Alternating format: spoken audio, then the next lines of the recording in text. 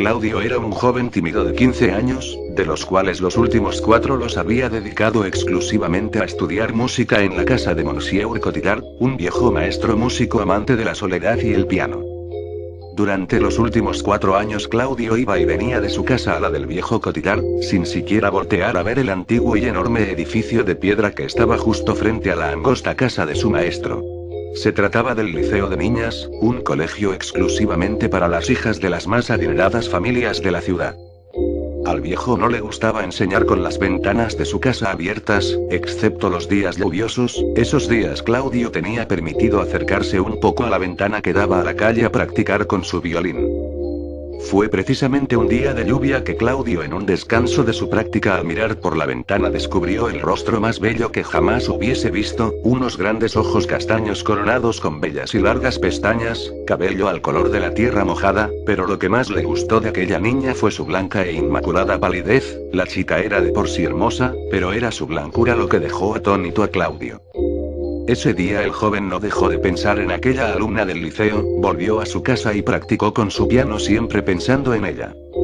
Al día siguiente Claudio buscó desesperadamente acercarse a la ventana, pero afuera no estaba lloviendo y su maestro le prohibió que la abriera.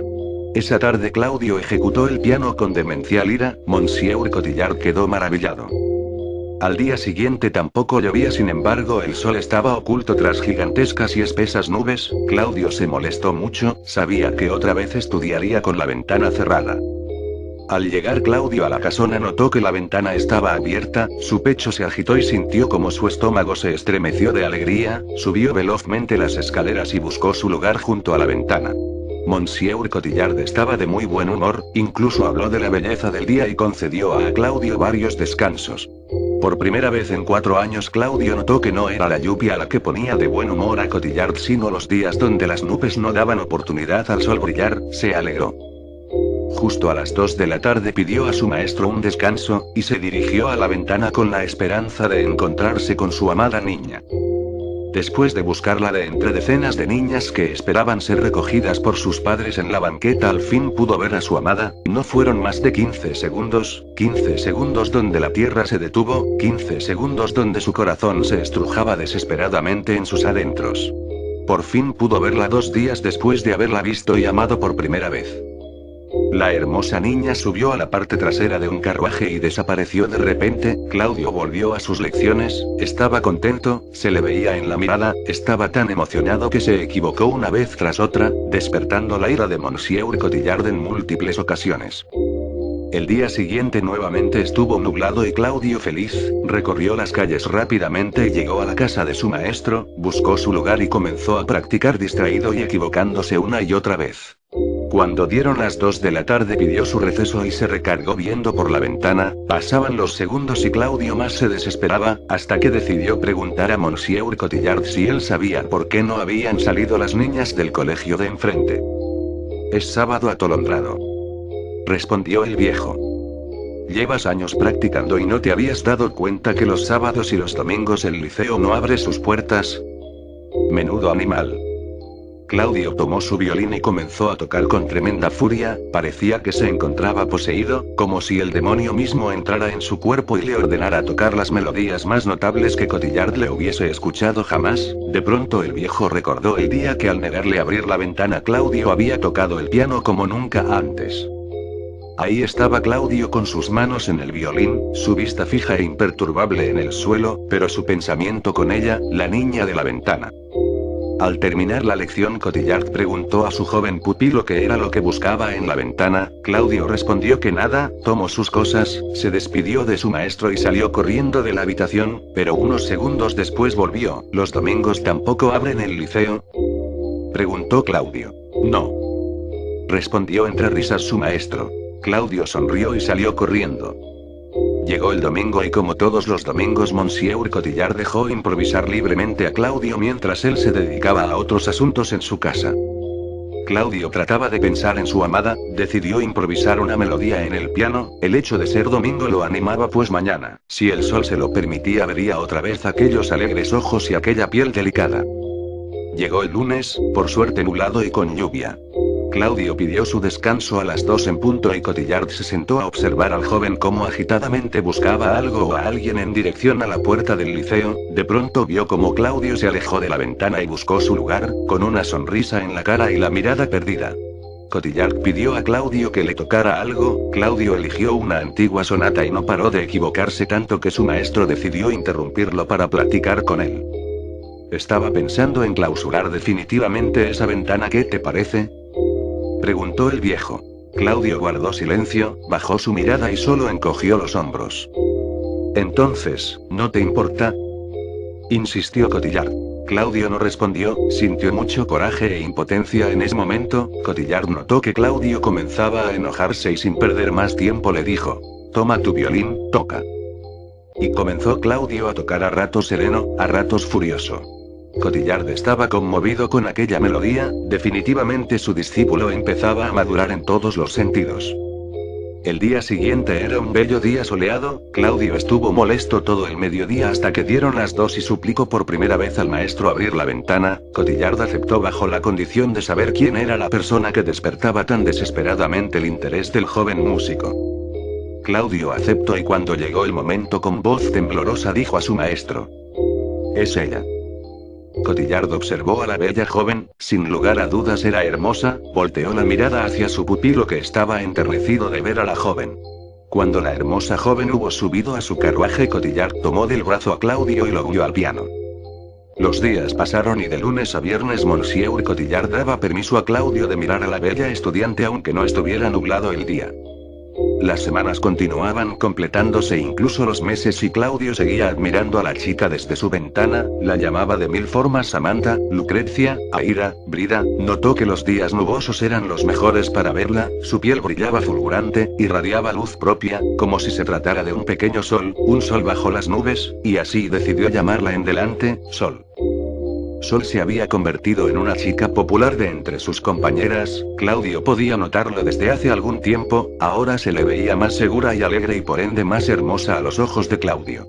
Mientras tanto el joven seguía creciendo como músico. Ahora sus melodías eran brillantes, tanto que Cotillard llegó a pensar que ya no necesitaba más de él como maestro. Claudio buscaba la manera de que Sol lo notara, quería impresionarla pero no sabía cómo, ni siquiera sabía que le gustaba, no conocía su carácter, no conocía ni su nombre. Cuando Monsieur Cotillard se decidió a informarle a Claudio que estaba listo para dejar el nido que forjó su maestranza en la música, Claudio rechazó de forma enérgica la propuesta de su maestro. ¿Cómo se atreve a decir que estoy listo?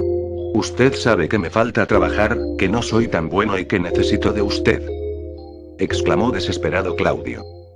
Lo que vos has venido a encontrar conmigo, ya lo has conseguido, Claudio. De hoy en adelante deberás forjar tu propia identidad. Además, yo ya hube enseñado todo lo que sé, puntualizó sereno el viejo maestro. Quiero que escribas una rapsodia a tu amada. Vuelve cuando la hayas concluido. Ese será tu examen final. Dio media vuelta y dejó el salón. El miedo que le causaba no poder volver a ver a su Sol le estremecía el alma a Claudio. Todos los días se levantaba temprano, se dirigía hasta el liceo y desde un lejano árbol contemplaba a la joven a su llegada. Más tarde regresaba a la hora de la salida. La desesperación le hizo acercarse cada vez más a Sol.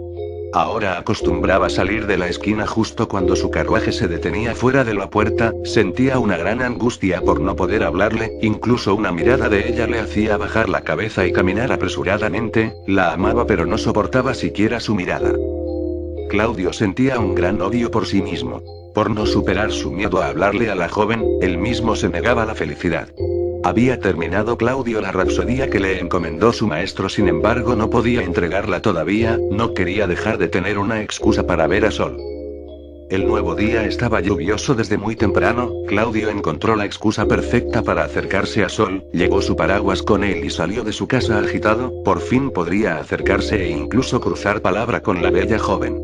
Esperó a la vuelta de la esquina hasta ver el carruaje de Sol acercarse. Comenzó a caminar. Al acercarse el carruaje a la puerta comenzó a caminar más despacio. Entonces la puerta se abrió y Sol sacó una pierna dispuesta a salir. «Use mi paraguas, señorita», gritó con algo de miedo Claudio. «Gracias, señor, voy a correr», respondió la joven y echó a correr hasta el pórtico del liceo. Claudio se quedó allí parado sin decir nada, le había costado mucho trabajo poder hablarle, y las primeras palabras que le dirigía eran de rechazo. Se sintió muy avergonzado, pudo sentir las miradas de las demás niñas como piquetes de agujas en la espalda. Regresó a casa deprimido, llorando de pena. Buscó el abrecartas de su papá y subió a su cuarto, se paró frente a su espejo, escuchaba las palabras de Sol una y otra vez, cada vez más insistentemente, escuchaba la melodía que había compuesto para ella, estaba aturdido, tomó el abrecartas y amagó atravesarse el pecho con él. De pronto los ruidos cesaron, las voces, la música, se vio parado frente al espejo con los ojos llorosos y rojos, y sintió vergüenza. La mañana siguiente tomó las partituras de su rapsodía, las introdujo en un sobre, y salió con destino al liceo como todos los días. Un frío intenso le recorría la cabeza y el miedo se había ido. Esperó paciente la llegada de la muchacha. Cuando el carruaje llegó, se dirigió a la puerta del liceo y esperó. La joven salió por fin del carro, pasó indiferentemente a su lado, de pronto escuchó un grito: «Sol». La joven volteó repentinamente y un abrecartas se introdujo en su pecho una vez tras otra, su última imagen fue la cara encendida de ira de su asesino.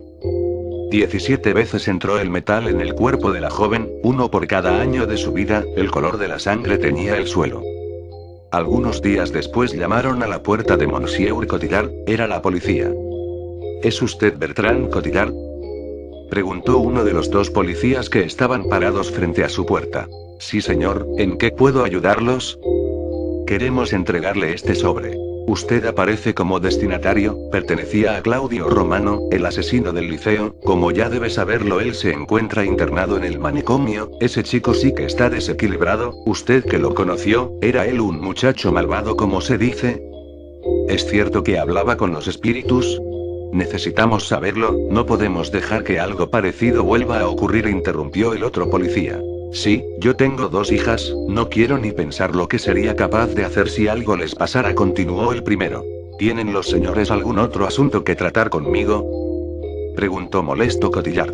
No, ya nos marchamos, cuídese viejo amigo, yo tendría precaución con ese sobre, dijo con una mueca burlona el policía. Dieron media vuelta y se marcharon.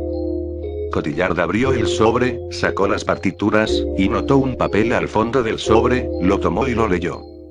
Maestro, usted sabe bien que la amaba, no deje que su melodía muera, allí viviremos los dos para siempre.